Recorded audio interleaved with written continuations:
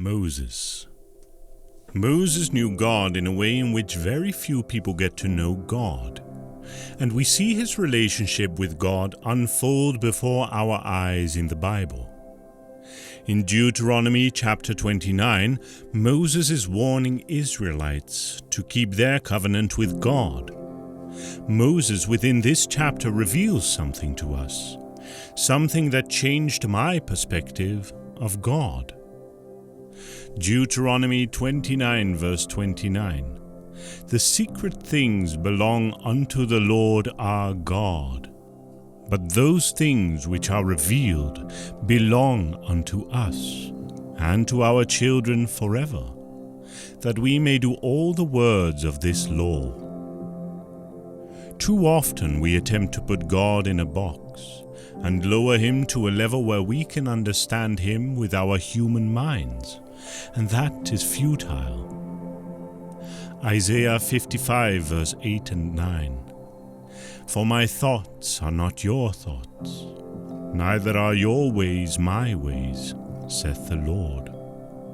For as the heavens are higher than the earth, so are my ways higher than your ways, and my thoughts than your thoughts.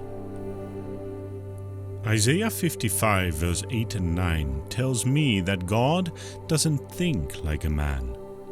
God doesn't see the world like a man.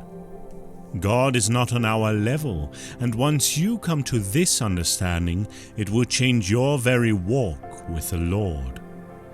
He is high and lifted up, glorious and exalted, and this is why we struggle to comprehend him and understand him. How are you going to understand a being that has no beginning? How can you understand a being who is holiness himself?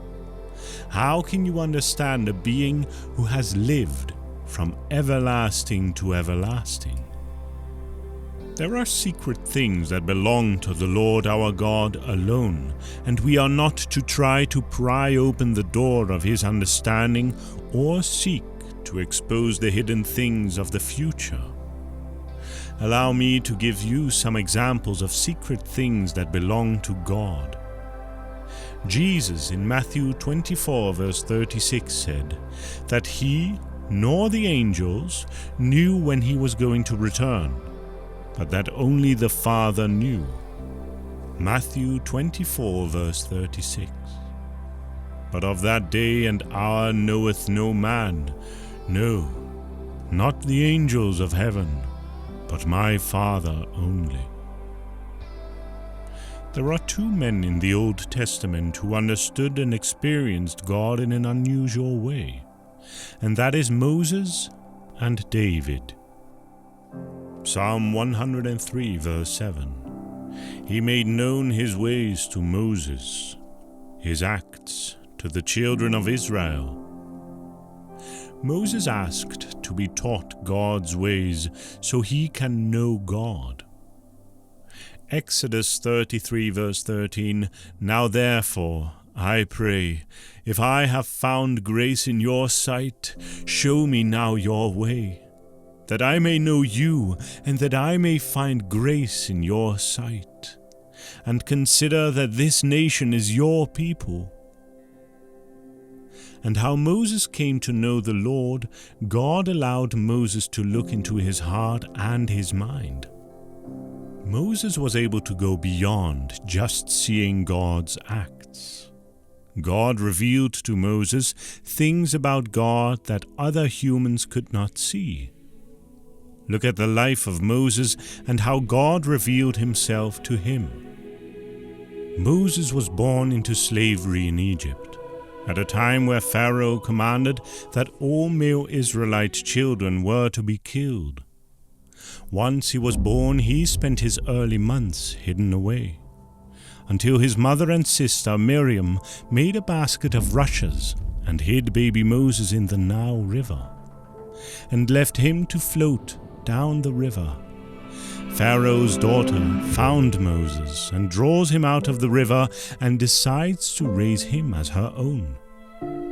And then Moses grows up in the Egyptian court, but is aware that he is of Hebrew origin. And on one particular day, he witnesses an Egyptian slave master beating a Hebrew man to death. Enraged, Moses kills the Egyptian slave master. Fearing the penalty for his rash killing of the Egyptian, Moses flees into the wilderness.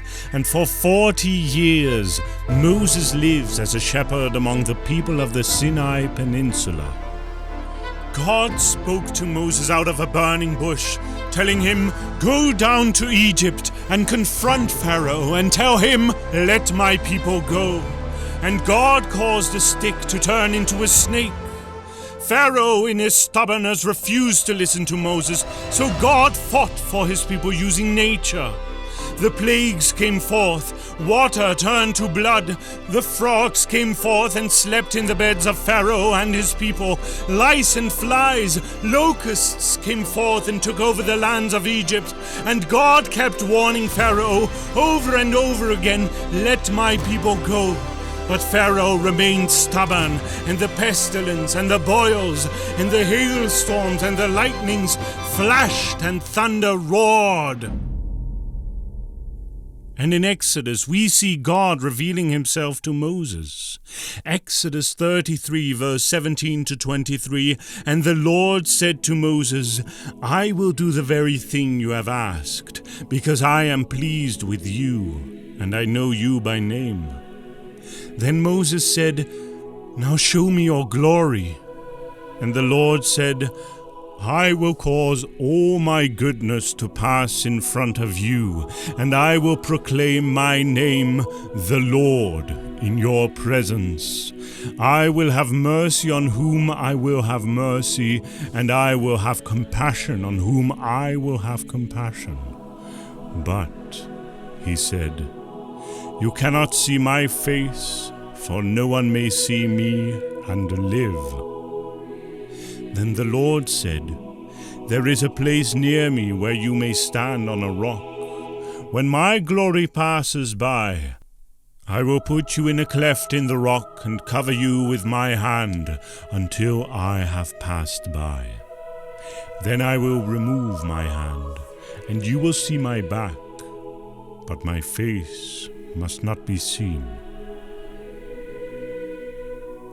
Whilst the angel stood by and observed, God protected Moses as God passed by Moses. God gave Moses a specific place to stand, and he was not allowed to see the face of God. Moses could only see God's back. The idea is that Moses could only see behind God, not God himself.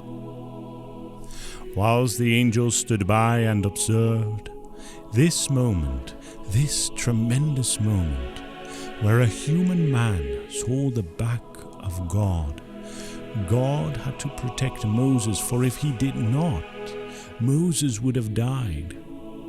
To see the face of God, our mortal bodies and all its sin cannot stand in such purity and holiness and glory.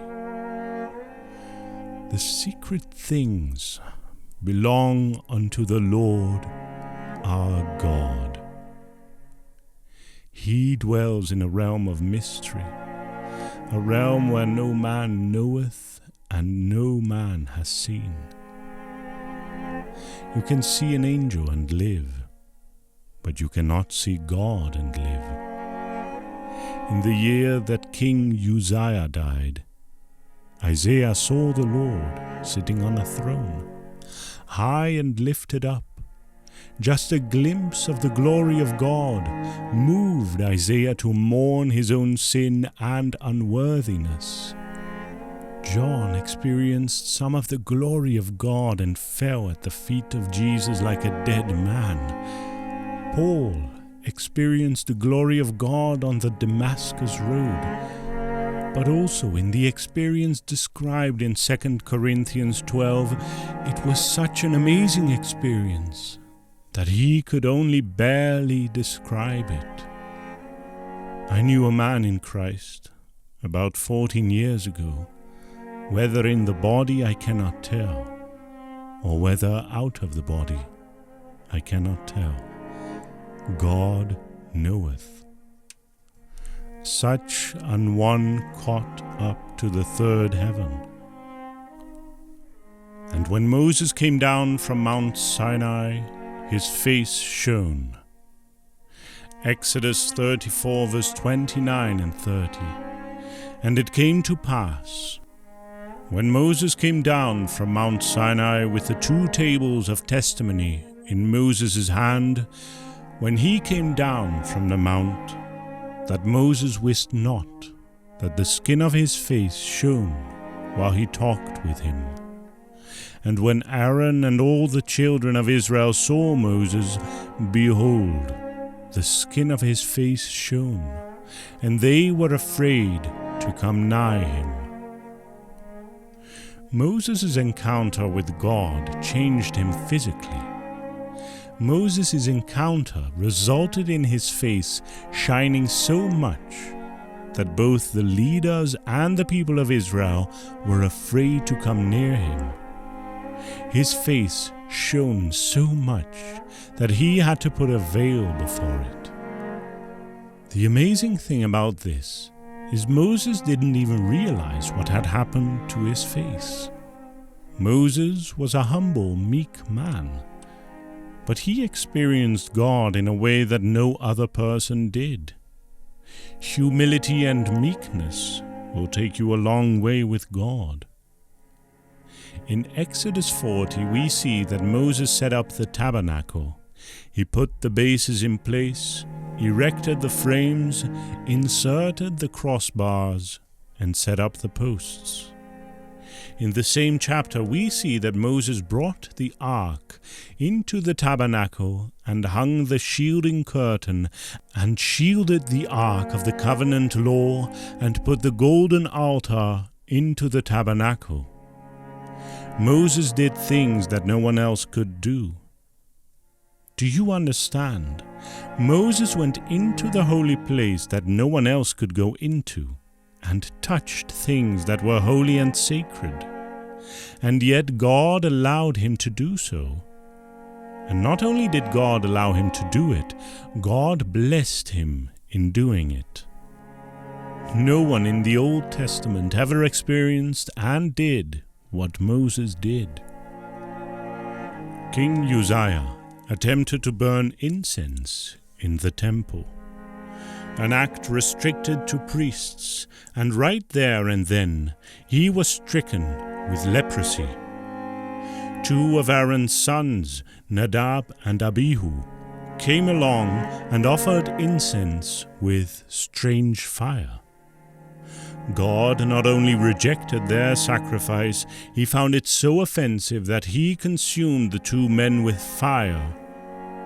When the Ark of the Covenant was being transported, a man called Uzzah lost his life because he touched that very same ark that Moses had touched. 2 Samuel 6 verse 6 and 7. When they came to the threshing floor of Nacon, Uzzah reached out and took hold of the ark of God because the oxen stumbled. The Lord's anger burned against Uzzah because of his irreverent act. Therefore God struck him down, and he died there beside the ark of God. 1 Samuel 6 verse 19. Now he fatally struck some of the men of Beth Shemesh, because they had looked into the ark of the Lord. He struck 50,070 men among the people, and the people mourned, because the Lord had struck the people with a great slaughter.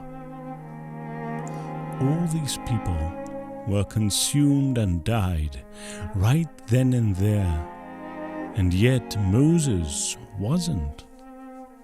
What is my point? My point is this, brothers and sisters. Moses had a relationship with God like others didn't. He saw God in a way that others didn't, and this same man, Moses, tells us something about God we need to hold on to. Deuteronomy 29 verse 29. The secret things belong unto the Lord our God, but those things which are revealed belong unto us, and to our children forever, that we may do all the words of this law. Honor God, respect God, even when you do not understand,